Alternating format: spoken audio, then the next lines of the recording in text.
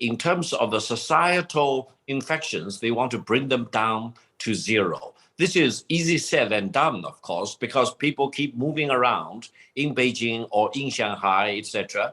And then you are talking about 23 million people in Beijing, 25 million people in Shanghai. So there is a lot of cost, a lot of inconvenience, and economic impact is huge. However, I think the government starts from the good presumption of minimizing and eliminating the infections, as well as minimizing the numbers of deaths in China among the population. China is facing more locking down. President Xi has declared persistence is victory as Shanghai and Beijing are hit with new lockdowns and mass testing. Just weeks ago, the cities celebrated the easing of restrictions. Let's find out what's going on then with Victor Gao, who's Vice President at the Centre for China and Globalisation. Good morning, Victor. Good morning. Hello. So what's been going on then? We had restrictions easing only a few weeks ago, but now there appears to be more containment for mass testing on the way. How many cases are we talking about here? Indeed. In Beijing, where I live, there are new confirmed positive cases, up to 100 yesterday. And the government is really reimposing the lockdown measures and asking all the citizens in Beijing to go through the testing. And this creates a lot of inconvenience to the people. There is no denying about that. However, I think most of us truly believe that this is all being done for the better good, for the greater good for the whole population. So let's see whether we can succeed in putting out this recent bouncing back of the positive cases and make sure that less people getting affected and less people die because of infection. How's it going to work then? So the Shanghai, for example, is locking down for most of the weekend for mass testing. So once people are tested, how are they tested? Do they have to go to a testing centre? And then if they are clear of COVID, they can go about their daily business? How does it work operationally? Well, I think in Beijing as well as in Shanghai, the rule of thumb is as follows. Once there is a positive case discovered, then they need to trace back who has been in close proximity with that person who has tested positive. And then based on the tracing technologies, those people who have been in close proximity need to be asked to go through the testing.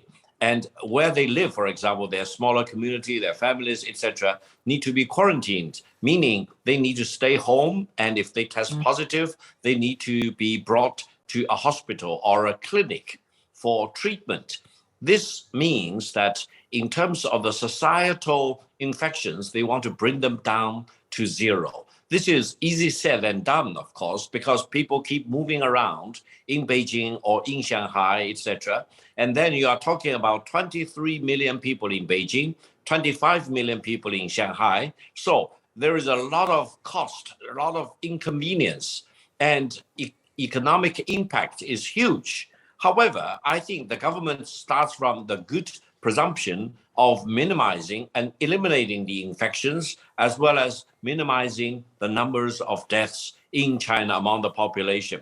So this is what we are going through. And there are indeed a lot of complaints about all kinds of inconveniences, inefficiencies in doing this. However, I hope we will eventually get out as the winner, because if you measure China by the number of infections and number of people who died, China ranks the best in the world up to today. It's still a massive inconvenience to those people living in Shanghai and Beijing particularly. I just wonder whether COVID zero's a bit of a fantasy, whether, you know, China needs to just think about how it lives with COVID as other countries are doing, because it's also having a massive economic impact on your country as well, this COVID zero strategy. Indeed, this particular topic is being hotly debated in China among the medical staff, scientists, as well as in the government regulator circles. However, up to today, the decision is still to pursue vigorously this zero tolerance of infections of COVID-19 virus. And whether China will need to make some modifications in the coming weeks or months, I think they are doing that. They are considering doing that. However, for China with a population of 1.4 billion people, we can afford only one policy applicable to all corners of China, because if you open one city or one region as an exemption, then the whole thing falls apart. Okay. So I think you stick to this policy for the moment, at least, All right. despite the costs.